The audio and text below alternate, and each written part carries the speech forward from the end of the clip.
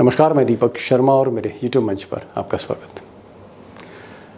दोस्तों, मोदी जी की मुश्किलें आसान नहीं हो रही हैं। वो तीसरी बार प्रधानमंत्री बनेंगे या नहीं बनेंगे, इस बात को लेकर अब हर तरफ सवाल उठ रहे हैं।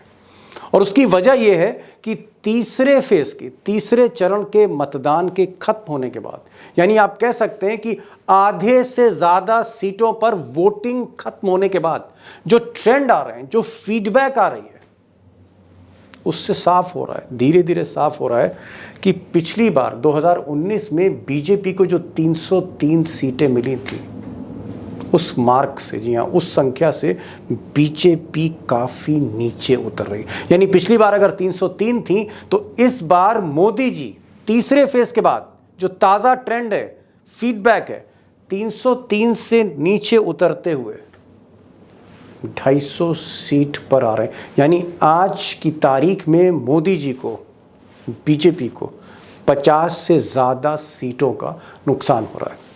अब ये बात मैं नहीं कह रहा हूं, ये बात या ये रिसर्च इस देश के जाने माने चुनाव शास्त्री, इलेक्शन एक्सपर्ट योगेंद्र यादव कह रहे हैं, उनकी रिसर्च टीम कह रही है। और पिछले कई दिनों से, कई हफ्तों से योगेंद्र यादव उत्तर प्रदेश, बिहार और कई राज्यों के दौरे पर है। और ये जो फाइंडिंग्स हैं, उनकी रिसर्च टीम की है, जिसको इग्नोर नहीं किया जा सकता। बीजेपी अपने आप अगर 50 सीट डाउन होती है तो बीजेपी 250 पे पहुंच जाती है। और ये फिर मैं याद दिलाना चाहता हूं, मैं कम से कम का मूल्यांकन कर रहा हूं। अब दोस्तों, इस एक्सक्लूसिव इंटरव्यू में योगेंद्र यादव कई अहम खुलासे कर रहे हैं उत्तर प्रदेश और बिहार के बारे में, खासकर जहां पर वो इस वक्त भ्रमण कर रहे हैं। और उत्तर प्रदेश जो 80 सीटों वाला है, बिहार जो 40 सीटों वाला है, यानी 120 सीटें हिंदी हार्टलैंड में, जहां मोदी जी ने पिछली बार 2019 में सारे रिकॉर्ड तोड़ दिए थे, सर पे ताज पहन लिया था प्रधानमंत्री का दूसरी बार। इन्हीं 120 सीटों पर मोदी जी आज की तारीख में बहुत मुश्किल ज़मीन पर खड़े हैं। ये योगेंद्र यादव के खुलासे बताते हैं। और एक और इम्पॉर्टेंट बात जो मैं आपके सामने शेयर करना चाहता हूँ, जो इस बातचीत में आपको आगे योगेंद्र यादव बताएंगे, कि अब सिर्फ 4 फेज़ के चुनाव बचे हैं। आप कह सकते हैं ऑलमोस्ट 20 दिन का समय बचा है, 20 दिन, और देश का नतीजा सामने आने वाला है। इन 20 दिनों में और खासकर चौथे और 5वें फेज के बाद, अगर मोदी जी ने बीजेपी और अपने कैंपेन में सुधार नहीं किया, अगर वो इम्पैक्ट नहीं ला पाए, अगर कोई ड्रामेटिक चेंज नहीं होता है, कोई नाटकीय मोड़ नहीं आता है चुनाव में, तो दोस्तों ये मान लीजिए कि चुनाव लॉक हो चुका है। यानी मोदी जी अब 250 से ऊपर जाएंगे, इस पर भी सवाल है। वो 250 से नीचे आएंगे, इस पर अटकलें हैं। और इस चीज को आज बहुत ही सटीक विश्लेषण से योगेंद्र यादव क्लियर करने वाले हैं। दोस्तों, इस इंटरव्यू को आखिर तक देखिएगा, क्योंकि योगेंद्र यादव जो तस्वीर आपके सामने रखने जा रहे हैं वो बहुत इंपॉर्टेंट है। क्योंकि देश का चुनाव आधी नदी पार कर चुका है। किनारे कौन पहुंचेगा, राहुल गांधी और उनके साथी, या मोदी और अमित शाह? कौन किनारे पहुंचेगा 4 जून को? 4 फेज बचे हैं, 20 दिन का वक्त है। चलते हैं सीधे योगेंद्र यादव के पास। मेरा पहला सवाल, my first question, Yogendra ji, आप उत्तर प्रदेश तो आपने पूरा खंगाल दिया, फिर आप बिहार पहुंच गए, और बिहार पलट के फिर आप पूर्वांचल उत्तर प्रदेश में आ गए। एक ओवरऑल जनरल परसेप्शन की मैं बात करूं, कि अगर सड़क पर आदमी भी, कोई सड़क पर अगर कोई हमारा दोस्त है जिसको बिल्कुल भी ना बिहार के बारे में इल्म है, ना यूपी के बारे में इल्म है, सिर्फ उसको वोट डालना है, अगर वो आपको सुन रहा है, तो इस वक्त देश का माहौल क्या है, पल्स ऑफ वोटर क्या है, मैं ये जानना चाहूँ, फिर मैं आगे बढ़ूंगा। अब आपने जो सवाल पूछा, मोटी तस्वीर क्या है? मोटी तस्वीर ये है दीपक भाई, आपने कहा बीच मझधार में चुनाव में हम आधे रास्ते पे आ गए हैं। 293 सीटों पर चुनाव हो चुके हैं, 260 बाकी हैं, और बीच मझधार में इस चुनाव ने करवट ले ली है। और इतनी बड़ी करवट ले ली है कि ये बिल्कुल जिस जिस आकलन से हम शुरू हुए थे और जहां हम आज पहुंच गए हैं, बहुत बड़ा बदलाव है। जब ये चुनाव शुरू हुए थे, 400 पार को तो खैर कोई विश्वास नहीं कर रहा था, वो तो सबको पता था थोड़ा बड़बोलापन है, थोड़ा सा एक अपने वर्कर को तसल्ली देने के लिए है। लेकिन सभी लोग मान के चल रहे थे कि बीजेपी बड़ा तसल्ली से चुनाव जीत रही है और पिछली बार जो 303 सीट आई थी उससे ऊपर तो आ ही रही है। आज जो स्थिति है उसमें हम पूरे विश्वास के साथ कह सकते हैं कि बीजेपी खुद 272 जो कि मेजॉरिटी मार्क है उससे क्लियरली बहुत पीछे रह गई है। और अब सवाल ये है कि क्या एनडीए को मेजॉरिटी आएगी या नहीं आएगी। अब तक लोग मान रहे थे कि बीजेपी को तो है ही, 300 सीट तो आ ही जाएगी, 400 की तो कह रहे हैं, 300 आ जाएंगी। जी। अब बीजेपी 272 से नीचे है और एनडीए 272 छू पाएगा या नहीं उसके बारे में संदेह है। और ये केवल मैं नहीं कह रहा दीपक भाई, मेरी बात जैसे मैं बार बार कहता हूं, मैं एक पॉलिटिकल एक्टिविस्ट हूं, मेरी बात पे भरोसा करने की बजाय आप खुद जाके चेक कर लेना, मैं बताऊंगा कैसे चेक किया जा सकता है। लेकिन आप ना जी। मेरे पे भरोसा कीजिए ना खुद चेक कीजिए, आप सेंसेक्स को देख लीजिए। ये कल क्या हुआ इस देश में सेंसेक्स में, ये सेंस याद रखिए, ये जी, सेंसेक्स सेंसेक्स भी नीचे जा वाले, रहा है, शेयर ये मार्केट। सेंस और याद रखिए ये शेयर मार्केट वाले कोई अपने मन से चीजें नहीं कर रहे होते हैं। सबसे बड़े बड़े इन्वेस्टर्स जो हैं, इन्होंने प्राइवेट एग्जिट पोल करवाए हैं। मैं जानता हूं, पूरे विश्वास के साथ बता रहा हूं आपको कि वैसे एग्जिट पोल में इस देश में बैन है उस एग्जिट पोल को ब्रॉडकास्ट करने में, लेकिन इन्वेस्टर्स ने प्राइवेट एग्जिट पोल करवाए हैं। और जब अचानक सेंसेक्स गिरता है, इसका मतलब है कि वो इन्वेस्टर्स जो तसल्ली से मान के बैठे थे कि मोदी जी दोबारा आ रहे हैं, अपनी सेटिंग हो रही है, कोई दिक्कत की बात नहीं है, उन्हें अचानक अब डामाडोल स्थिति लगने लगी है। तो इसमें कोई संदेह नहीं है कि इस चुनाव ने करवट ली है, और छोटी नहीं बहुत बड़ी करवट ली है। जी, आपने एक बड़ी बात कही योगेंद्र जी, मैं थोड़ा सा उसको और सिंप्लीफाई कर दूं आपकी इजाजत से। आपने कहा कि जो शेयर मार्केट है, एक बहुत बड़ी पूंजी जहां लगी है और जहां पर बड़े बड़े इन्वेस्टर्स हैं, उनका भी अपना मैकेनिज्म है, उनके पास भी डेटा है, वो भी सर्वे करवाते हैं। और खासकर 3 फेज के चुनाव हो चुके हैं तो एग्जिट पोल का कहीं ना कहीं डेटा उनके पास होगा। आपका ये कहना है कि अगर शेयर मार्केट नीचे जा रहा है, अगर वो थोड़ा प्लंज कर रहा है, उसकी ट्रेजेक्टरी नीचे आ रही है, इसका मतलब मोदी और शाह भी कहीं ना कहीं उनकी गिनती भी नीचे आ रही है, आप ये कहना चाह रहे हैं शायद। जी, एकमात्र यही कारण, और ये मैं नहीं कह रहा, कल के अखबार देख, आज सुबह के अखबार देख लीजिए ना, अखबार स्पष्ट रूप से कह रहे हैं पॉलिटिकल इंस्टेबिलिटी के डर से देश में शेयर मार्केट नीचे गया। मतलब क्या, पॉलिटिकल इंस्टेबिलिटी का मतलब क्या, कि जिस सत्ता के साथ भारतीय जनता पार्टी की सरकार के साथ सेटिंग थी, सब कुछ ठीक था और लग रहा था कि भाई दोबारा सत्ता में आ रहे हैं तो आगे से प्लान कीजिए, 2047 का प्लान बनाइए, बिल्कुल सबने तो मान लिया था कि मामला सेट है। वो सेटिंग गड़बड़ा गई है। अब डर लगने लगा है कि बीजेपी तो चुनाव हार रही है, और अगर हार गई तो क्या होगा। तो इसे जी। मैं पॉलिटिकल इंस्टेबिलिटी शब्द जिसका आज अंग्रेजी अखबारों ने इस्तेमाल किया है, उसको मैं खुलासा कर रहा हूं कि यही इसका मतलब हो सकता है। और जी। जाहिर है अब इनको भी, और सुना है इस देश की एक टेलीविजन कंपनी है जिसने पिछले 72 घंटे से मोदी जी और अमित शाह की फोटो नहीं दिखाई है। मतलब सबको अब डर सताने लगा है, सब जी में न्यूज की थोड़ा बात, थोड़ा गला वो खुलने स्टोरी, लग गया है। वो स्टोरी सबसे जी पहले मैंने ही इसको ब्रेक किया था, सुभाष चंद्रा जी की। वो कुछ दिन पहले ही मैंने वीडियो बनाया कि जहां उन्होंने अमित शाह और मोदी और योगी तीनों को पहले प्रतिबंध लगाया, अपने सीओ को हटा दिया, डिसमिस कर दिया। बाद में उन्होंने ये कहा कि हाँ योगी को दिखा लीजिए, हो सकता है नोएडा से चैनल है इस वजह से ऐसा कहो। एक चीज यहाँ, एक सवाल मैं करना चाहूंगा, और सवाल मेरा यह है कि आधा चुनाव योगेंद्र जी अब हो चुका है, तकरीबन 52% सीटों पर, चौथा, पांचवा, छठा, सातवां बचा है। क्योंकि आप बिहार से होते हुए आज रात कुछ देर पहले आप आजमगढ़ पहुंचे हैं, तो मुझे लगा कि मैं सवाल वहीं से शुरू करूं। बिहार में भी 26 सीटें बची हैं, 26 सीटें बची हैं, 4 फेज में चुनाव होने। और उत्तर प्रदेश में 54 सीटें बची, 54। अगर मैं दोनों का आंकड़ा जोड़ लूं तो 80 सीटें बची हैं सिर्फ बिहार और यूपी में। आपको क्या लग रहा है कि बिहार में जब आप गए, आपको लगता है कि वहां पर नीतीश कुमार और मोदी जी ने जो दोबारा हाथ मिलाया, क्या लोग उस हाथ की तरफ देख रहे हैं, या लोग उभरते हुए एक नए तेजस्वी की तरफ देख रहे हैं जिन्होंने पहली बार नौकरियों की भरमार बिहार में कर दी। बिहार का अगर मैं संक्षेप में पूछूं, आपको पल्स क्या दिख रही है? दीपक भाई, पिछली बार जब आपसे मैंने बात की थी तो मैंने शायद ये कहा होगा कि बिहार में नीतीश कुमार जी के पाला पलटने से नुकसान तो हुआ है, बड़ा नुकसान हुआ है महागठबंधन का। इसलिए अगर महागठबंधन 10 सीट ले ले तो इसे गनीमत मानिए। ये लोग काफी मतलब इतने में खुश हो जाना चाहिए इनको, और मुझे लग रहा है कि शायद 10 सीट तक आ जाए। मैंने यही बात अब तक कही है। लेकिन पिछले 3 दिन से मैं बिहार में घूम रहा हूँ। कहाँ घूमा हूँ बिल्कुल खुलासा कर देता हूँ ताकि कोई छुपी हुई बात, क्योंकि कोई ऐसा जादुई सर्वेक्षण जी। तो है नहीं। ये सासाराम से घुसते हुए ये काराकाट सीट है, उससे उसके बाद हम गए नालंदा और साथ में जहानाबाद, ये 3 सीट पहले जहां देखी। और उसके और पाटलिपुत्र जो कि पटना रूरल का नाम है। ये 4 पटना। सीट, और उसके बाद गंगा के उस पार से शुरू होके हाजीपुर, वैशाली, और फिर इधर आके आरा और बक्सर।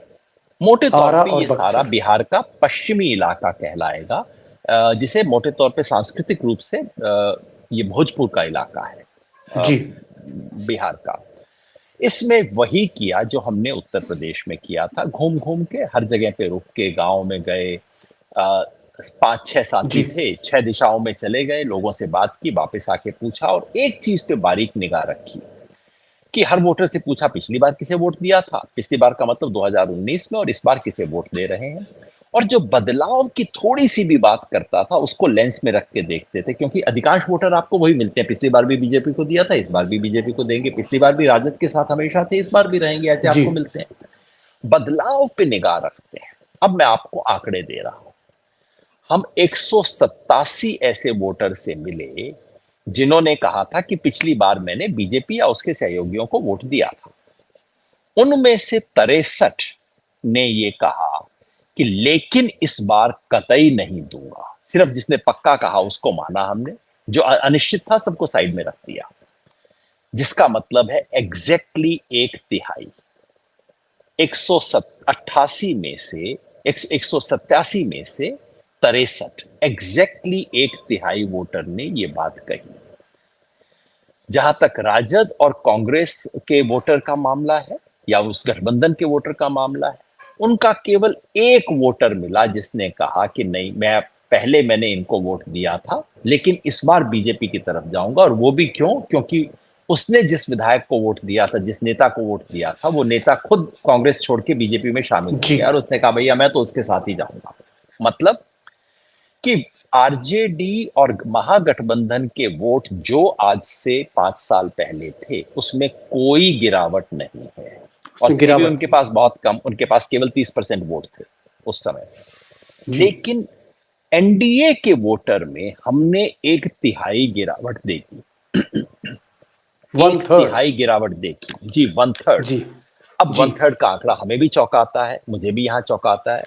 तो हमने जी। कहा छोड़िए 1/3 को, छोड़ दीजिए, अभी भैया 1/5 लगा लो, थोड़ा सा डिस्काउंट कर दो इसके अंदर, क्योंकि हो सकता है। और जी। एक एक जो कमी रही, अभी देखिए हमें पूरे इलाके बिहार के नहीं देखे हैं, और जी। एक जो कमी रही महिला वोटर से हम कम बात कर पाए क्योंकि टीम पुरुषों जी। की थी।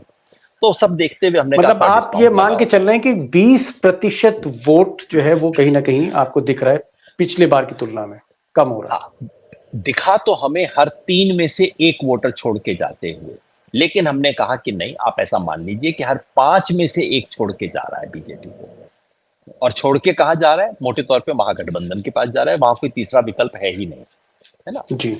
अगर ये माने तो फिर मैंने अपने दोस्तों से कहा, स्टैटिस्टिकल दोस्तों से कहा कि यार सिमुलेशंस लगा के देखो।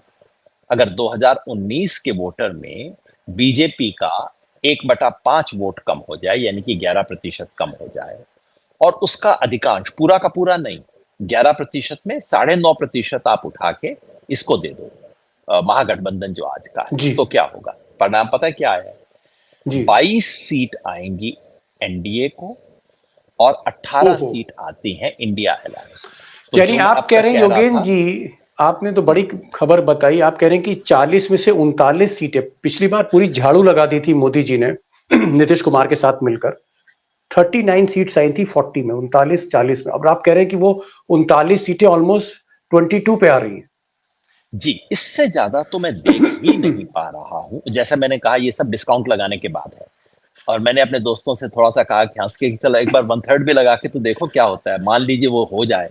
जो हमने अपनी आंख से देखा है, यानी कि हर तीसरा वोटर बीजेपी का छोड़ के चला जाए गठबंधन महागठबंधन में, तो क्या होगा?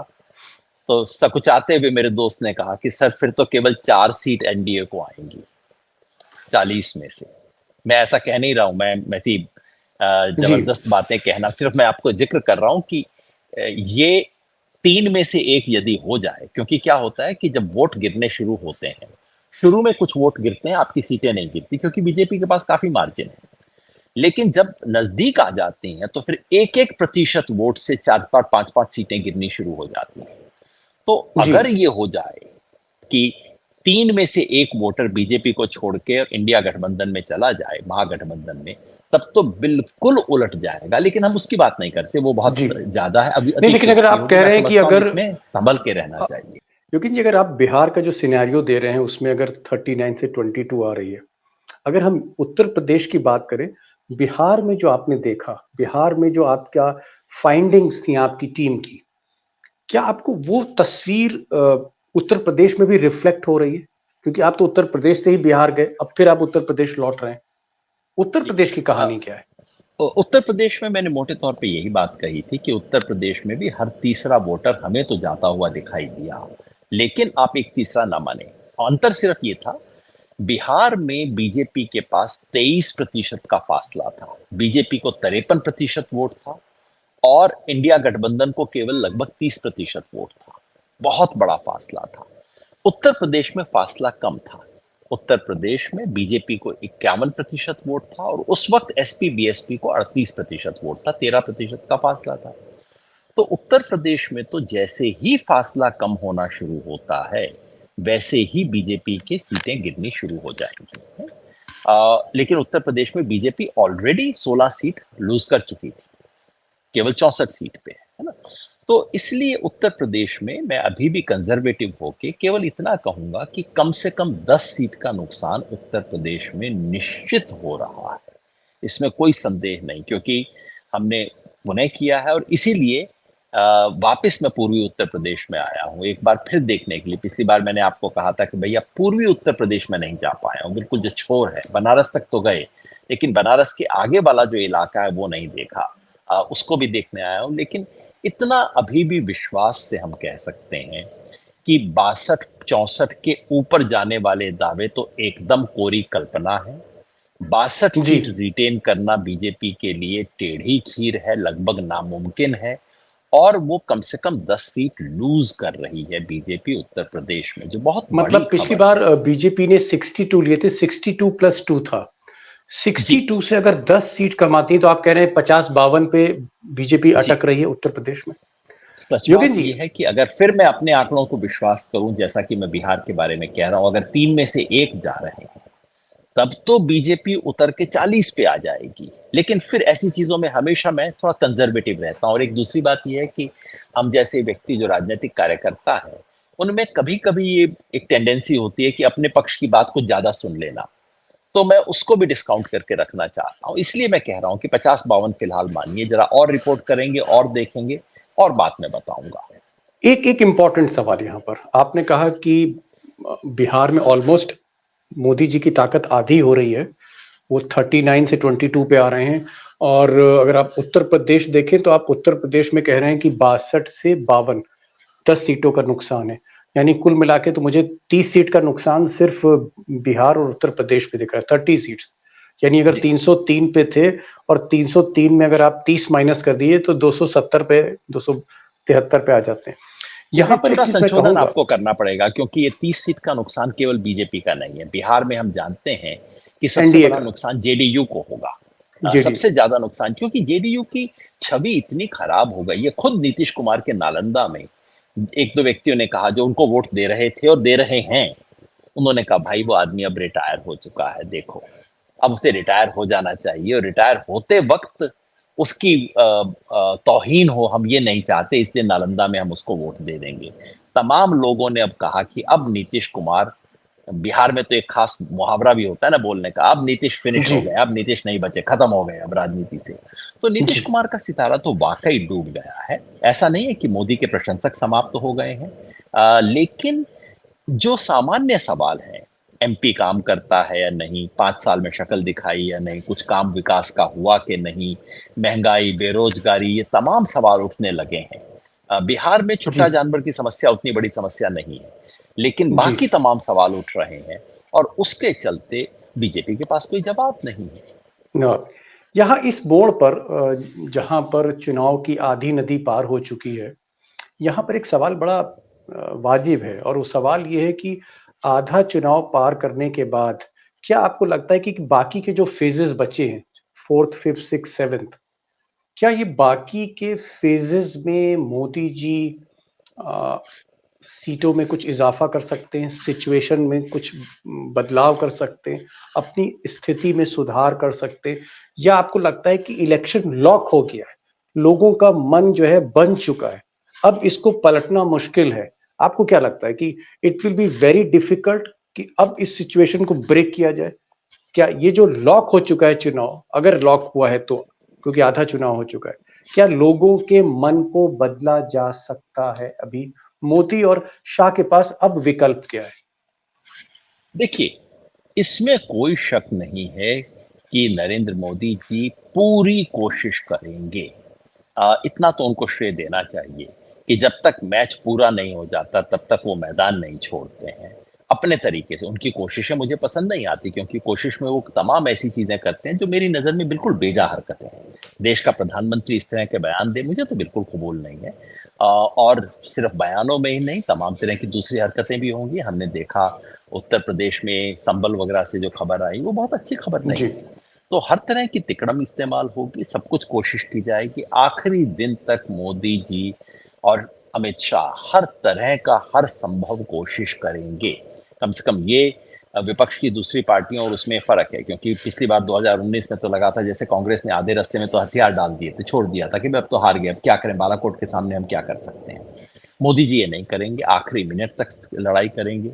लेकिन क्या कर सकते हैं, देखिए, जिस जिस इलाके में मोदी जी ने सोचा था कि बीजेपी आगे बढ़ सकती है, वो इलाके लगभग खत्म हो गए हैं। हुँ? उन्होंने सोचा था, पता नहीं क्यों, कि तमिलनाडु में बड़ी सफलता प्राप्त हो सकती है। अब मैं भरोसे से कह सकता हूँ कि मैक्सिमम 1 सीट उनको तमिलनाडु में आ रही है। सीट नहीं आ रही, वोट बढ़ेगा, लेकिन सीट नहीं आ रही है। केरला में सोचा था कुछ गजब करेंगे, मैक्सिमम 1 सीट, उससे फालतू नहीं आ रही। आंध्र प्रदेश बस इलेक्शन अब होने ही मतलब वाला है 2 दिन त्रिवेंद्रम के जो अंदर। शशि थरूर वाली सीट है जहां पर राजीव चंद्रशेखर मोदी जी के मंत्री या लड़ रहे तो हैं। वो या फिर त्रिशूर, 2 सीटों त्रिशूल। में बीजेपी का दावा है। इन 2 में से किसी एक सीट में बीजेपी का मैक्सिमम दावा है। मैं मैक्सिमम की बात कर रहा हूँ। और अब कर्नाटक। और कर्नाटका कर्नाटका में खैर गेन करने का तो कोई सवाल ही नहीं होता था। गेन करने की संभावना उनको आंध्र प्रदेश में ये था कि टीडीपी के बहाने कुछ गेन हो जाए, जो अभी भी संभव है, पर वो गेन मैक्सिमम 1-2 सीट का होगा। याद रखिए, आंध्र प्रदेश में बीजेपी को स्वयं नोटा से भी कम वोट मिले थे पिछली बार। तो बीजेपी की एक जी सीमा है, कितना जा सकती है। तेलंगाना जो अभी इस फेज में होने वाला है, वहां पे मैक्सिमम 2 सीट का गेन हो सकता है। हम्म, 2 तो सीट। इतना मोदी जी को भी साफ दिख रहा होगा कि भाई मुझे जितने भी गेन हो सकते हैं, और चलिए आप इसके अंदर उड़ीसा में 2-3 सीट और गेन लगा दीजिए, जो सोच रहे हैं, कुल मिला के 5-6 सीट का गेन होगा। और ये सारा का सारा गेन उनका बंगाल, असम और नॉर्थ ईस्ट में धुल जाएगा। 5-6 सीट का इधर गेन और उधर 5-6 सीट का नुकसान, 2-3 सीट का बंगाल में नुकसान। पहले मैं सोच रहा था 18, चर्चाएं चल रही थी कि 18 से ऊपर जाएगी, अब लगभग स्पष्ट जी है कि वो 15 के करीब, 15 से नीचे जा सकती है। तो अब आप समझिए खेल क्या बचता है। पूरा अब आप पूरी तटीय पट्टी को साफ कर दीजिए, पूरा उत्तर पूर्व को साफ कर दीजिए, क्योंकि ये मिला के जीरो बन जाएगा। जो बीजेपी के गेन्स और लॉसेस होंगे यहाँ मिला के बराबर हो जाएंगे, जीरो हो जाएंगे। अब सारा खेल बचता है हिंदी पट्टी जमा गुजरात और महाराष्ट्र। तो पश्चिम और जी। उत्तर का पूरा खेल बचता है।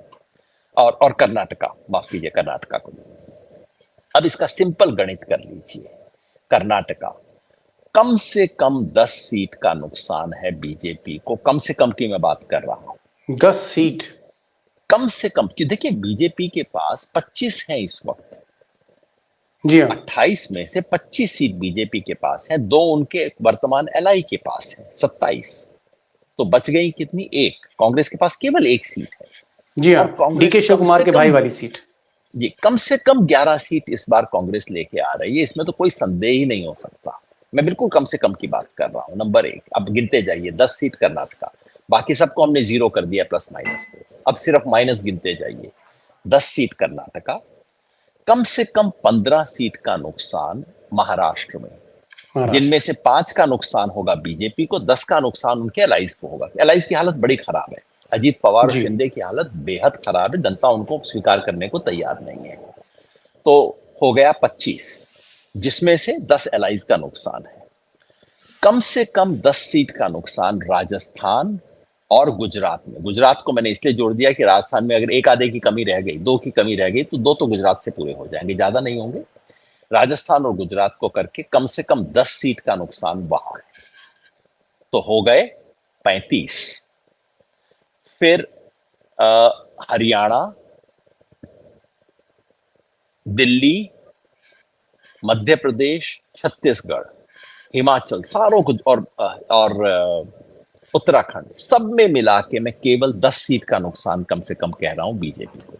दिल्ली, कोई बढ़ा चढ़ा के कुछ नहीं। दिल्ली केजरीवाल की रिहाई के बाद दिल्ली।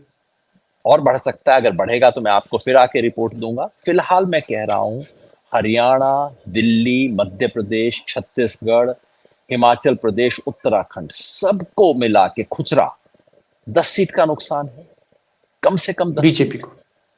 बीजेपी को। हो गया 45। इस 45 में से अभी 35 बीजेपी का नुकसान है और 10 उसके एलाइज का है। अब बिहार जोड़िए, कम से कम 15 सीट का नुकसान। मैंने 22 बोला था, 22 देखें तो ये तो 17 सीट का होता है। मैं कह रहा हूं कम से कम 15 सीट का नुकसान, जिनमें से 5 बीजेपी का नुकसान है और 10 उसके एलाइज का नुकसान है। यहां भी एलाइज को ज्यादा नुकसान होगा, बीजेपी को कम नुकसान होगा। तो हो गए 60। 45 और 5। 45 जी। नहीं, ये 45 और 15 बिहार के, तो हो जी। गए 60 का नुकसान है। और उसके बाद आप लगाइए 10 कम से कम उत्तर प्रदेश के, तो हमारे पास 70 का नुकसान हो गया एनडीए को, जिनमें से 50 का नुकसान बीजेपी का है और 20 का नुकसान एलाइज का है। और ये मैं कम से कम की बात कर रहा हूं।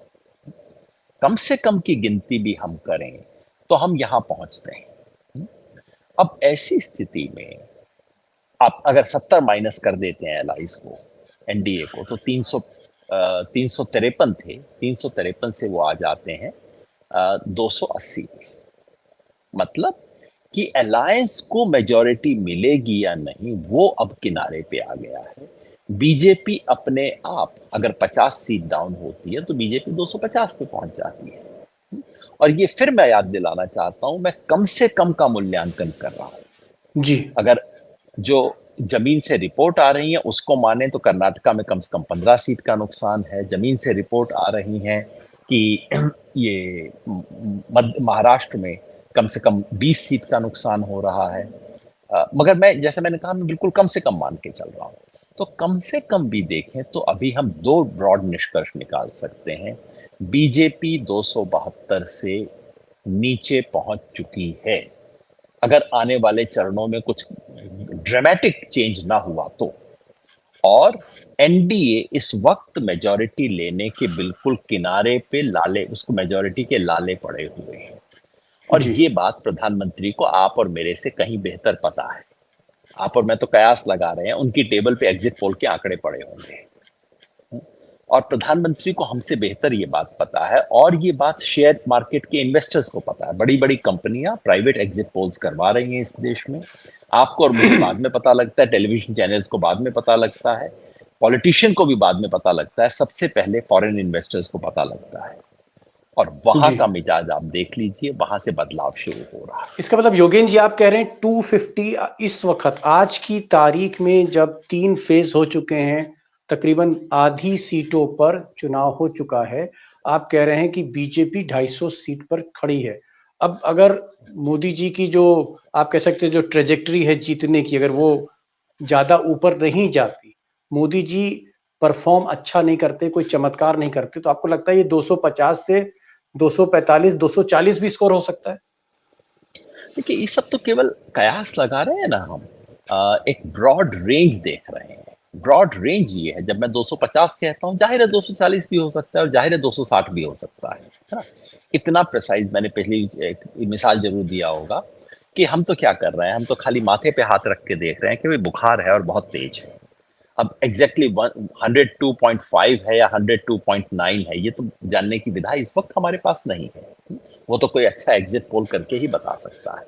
लेकिन जी। इसमें कोई संदेह नहीं है कि पूरे देश से जहाँ-जहाँ बीजेपी ने 2019 में अच्छा परफ़ॉर्म किया था, वहाँ कोई प्रदेश नहीं है जहाँ बीजेपी डाउन ना हो।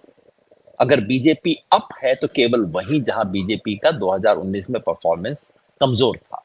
तमिलनाडु में बीजेपी अप है, सीट जीतने की स्थिति में नहीं है लेकिन अप है। केरला में बीजेपी का वोट बढ़ेगा, कोई संदेह नहीं।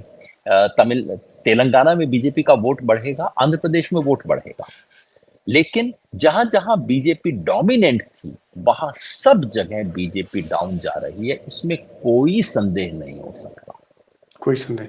आपको लगता है उत्तर प्रदेश की जो बाकी बची 54 सीटें, 54 सीट्स हैं, खासकर ईस्टर्न यूपी की तरफ हम जाएं, आजमगढ़ है, लालगंज है, डुमरियागंज है, संत कबीर नगर है, उसमें केसरगंज है, गाजीपुर है, जो समाजवादी बेल्ट है, जहां आप कह सकते हैं सामाजिक ताना बाना बड़ा मजबूत है।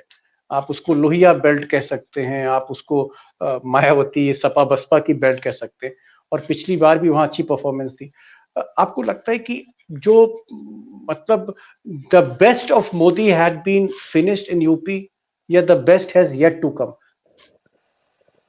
अभी कहना जल्दबाजी होगी, इसलिए कि जैसा मैंने कहा मोदी जी पूरी ताकत लगाएंगे और अभी तक उत्तर प्रदेश के चुनाव में ऐसा नहीं दिखा है कि योगी जी अपनी पूरी ताकत लगा रहे हैं। मैंने आपके शो पे शायद कहा होगा कि बिहार से बहुत अलग स्थिति उत्तर प्रदेश की है। बिहार में मोदी जी की छवि बेहतर है, नीतीश कुमार डाउन है।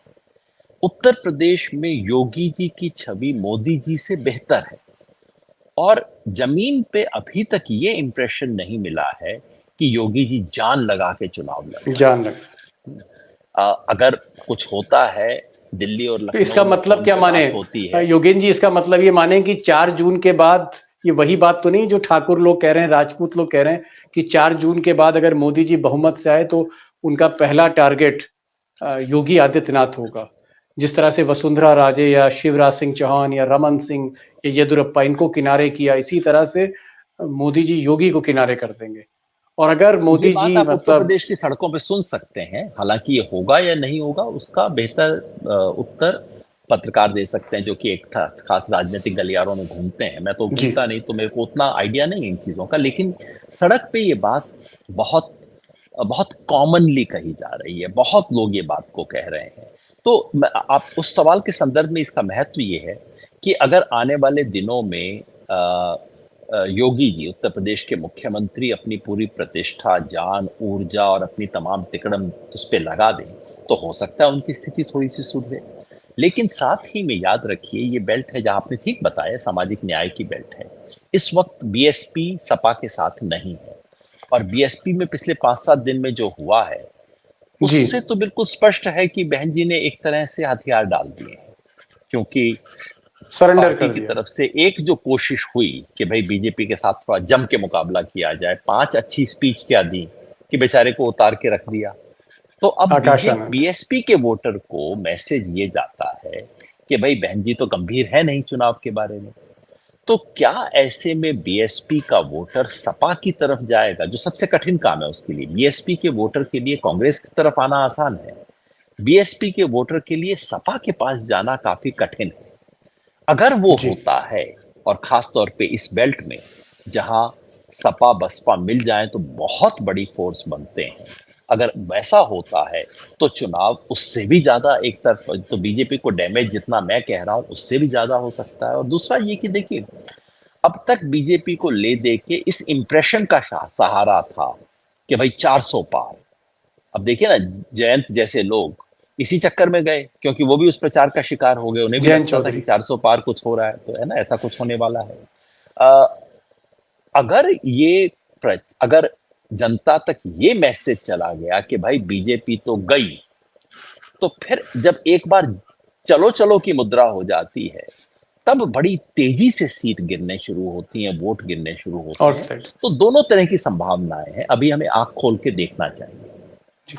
लास्ट क्वेश्चन योगेन जी, लास्ट क्वेश्चन मैं आपसे पूछूंगा कि और बहुत स्ट्रेट क्वेश्चन अपने दोस्तों की तरफ से कि आज की तारीख में नरेंद्र मोदी, बीजेपी के प्रधानमंत्री नरेंद्र मोदी आज की तारीख में कितने सीटों पर खड़े हैं आज?